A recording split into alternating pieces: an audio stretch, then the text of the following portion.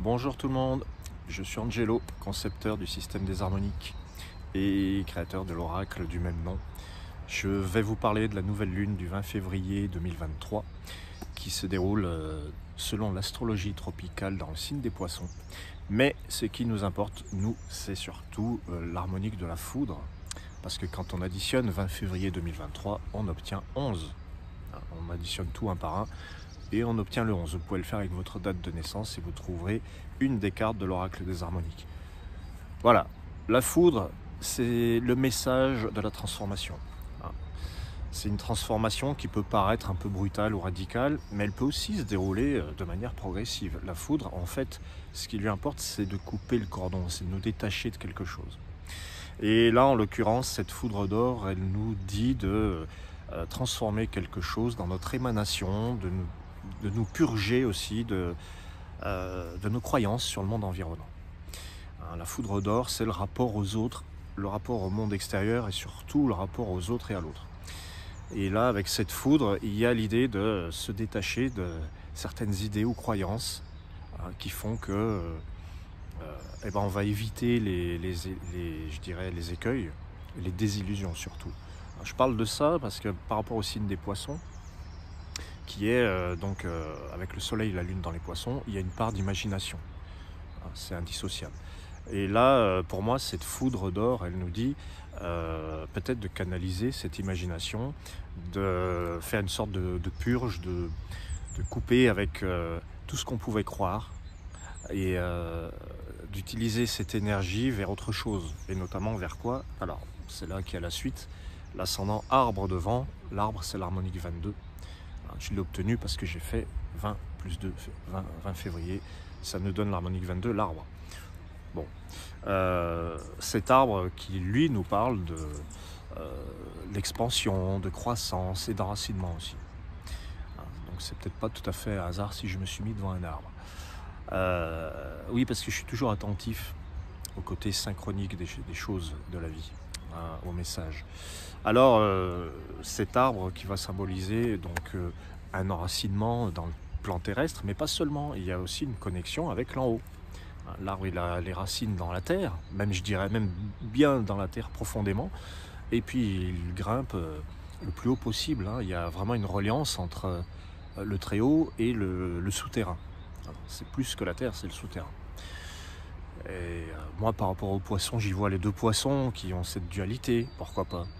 Complémentarité, dualité, complémentarité. Alors on va se relier, et puis la foudre aussi va relier la terre et le ciel. C'est un point commun entre le 11 et le 22. D'ailleurs, 11, 22, bon, il y a quelque chose d'assez similaire. La foudre, elle relie aussi le ciel et la terre, parce que quand la foudre tombe du ciel, elle part également du sol. C'est une connexion en fait. Donc c'est se déconnecter pour se reconnecter, la foudre.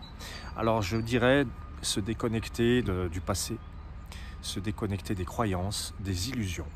En plus, il y a Saturne, en astro, on sait que Saturne va pas tarder à rentrer dans le signe des poissons. Donc, alors il n'y est pas encore, mais c'est une question de jour.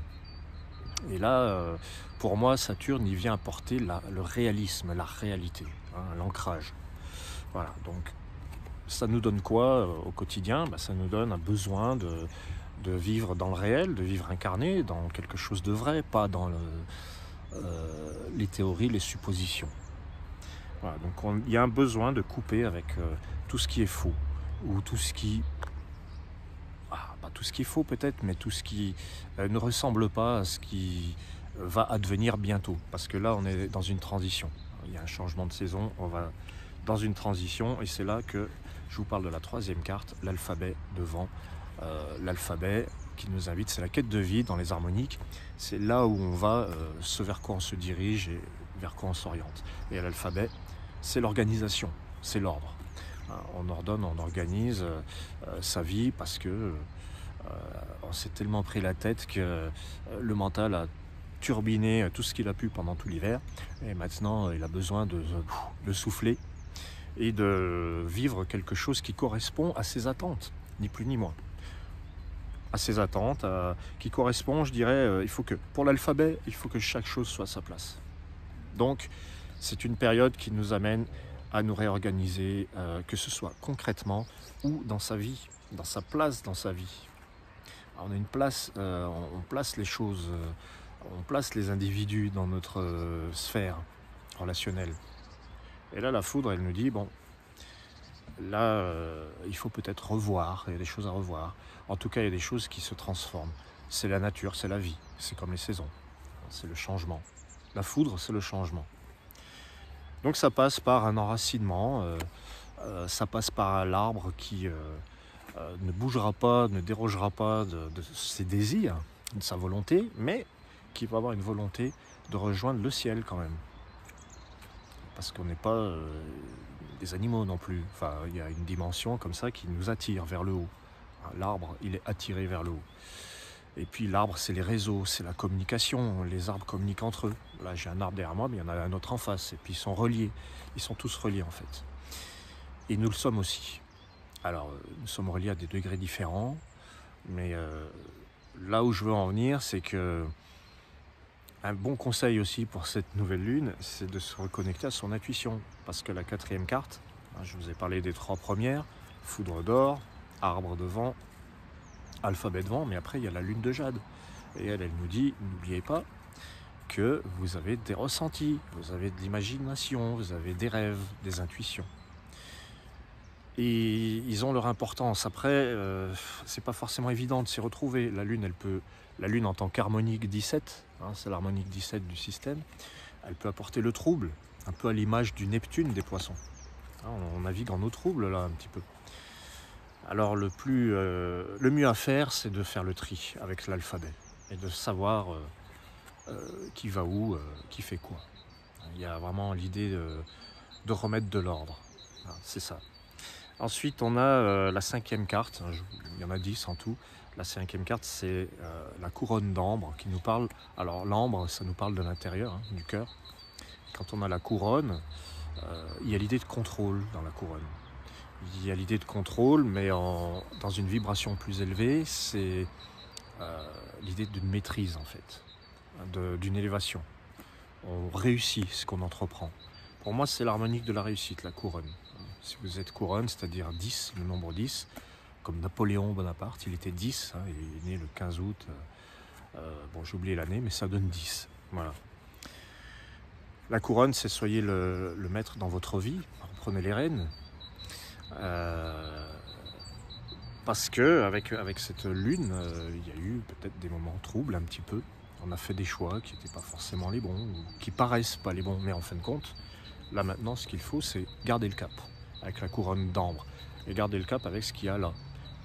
Pas que ce qu'il y a là, il faut relier les deux. Voilà. Là aussi, il y a une histoire de reliance avec la foudre et l'arbre. C'est vraiment une période où on est invité à relier ce qui s'est perdu un petit peu dans la vase, dans les choses un petit peu de l'ordre des croyances. Alors ensuite, on a la 6e harmonique qui nous parle de la communication, l'arc-en-ciel, et c'est le prophète. Alors le prophète, c'est celui qui guide, qui montre le chemin, qui enseigne. C'est celui qui apporte un cadre aussi. L'harmonique du prophète, quand elle tombe dans l'arc-en-ciel, elle va un petit peu se dissoudre.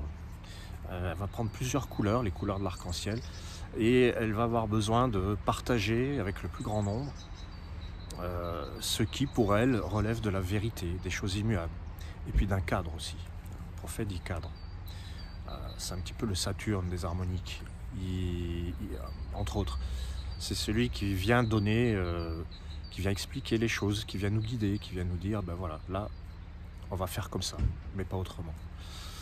Alors comme il est prophète arc-en-ciel, il va, comme je disais, il ne va pas être aussi rigide.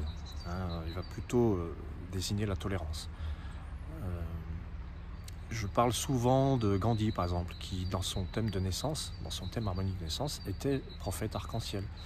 Et lui, il a des citations, il y en a des tonnes, mais il y en a une que j'aime beaucoup, c'est « Je n'aime pas le mot tolérance, mais je n'en connais pas de meilleur ». Voilà, c'est le prophète arc-en-ciel, par excellence. Il va devenir prophète malgré lui. Il va se fondre dans le collectif, il va se donner à une cause. Alors je vous parle de ça parce que ça peut nous nous rappeler qu'il y a une part de nous qui...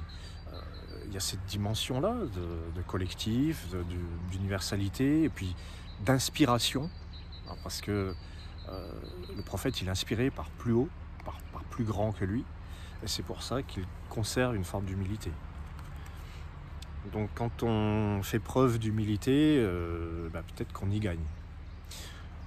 Je parlais des erreurs, des choses qui ont pu nous faire un petit peu baigner dans l'illusion, ce que la foudre veut absolument trancher.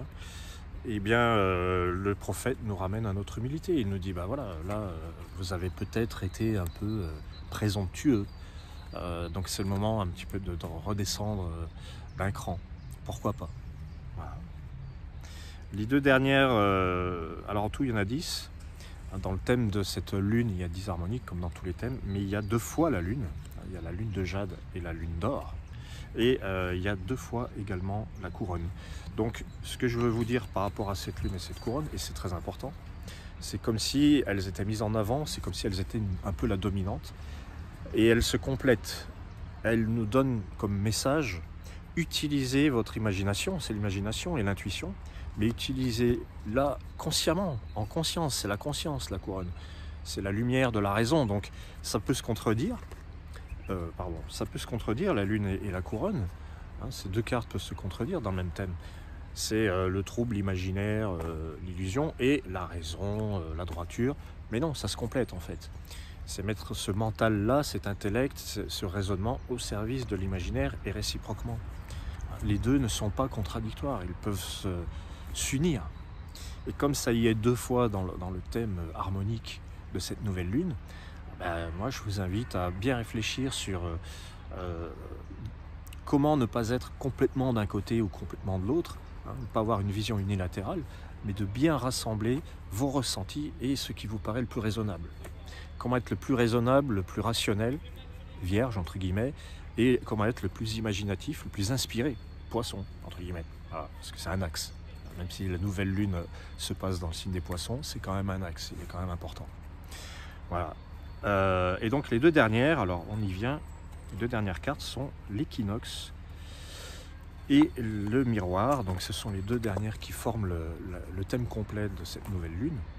Et là, on voit qu'il est question il est question, équinoxe c'est l'équilibre et miroir c'est la ressemblance. Rien que dans les noms, donc on voit qu'il est question d'harmonie. C'est l'harmonie qu'on recherche tous. C'est harmonieux tout ça. Équinoxe c'est équilibre des jours et des nuits. Et miroir c'est la ressemblance, c'est quand on est face à quelque chose et qu'on a la reconnaissance aussi. La reconnaissance de la personne qui est en face. C'est peut-être ça aussi qui fait qu'on a des petits problèmes d'illusion, désillusion. Il faut en passer par un rapport à l'autre et avec la foudre, se déconnecter, reconnecter. On éteint la machine, on la rallume et on se déconnecte de ses croyances, des idées, des images qu'on se fait et on se reconnecte à quelque chose qui est plus proche de la réalité, avec l'arbre. Voilà. J'espère que cette petite nouvelle lune vous aura bien plu. Moi, elle m'a bien plu, c'est toujours un plaisir. En plus, ça fait vraiment plaisir de retrouver les arbres, les oiseaux et le ciel bleu. Et je vous remercie. Et puis, je vous dis à très bientôt sur le site angeloloria.com. N'hésitez pas à me contacter et à demander les consultations, thème de naissance, thème initiatique, harmonique du cœur, constellation harmonique. Il y a le choix. À bientôt tout le monde. Ciao, ciao.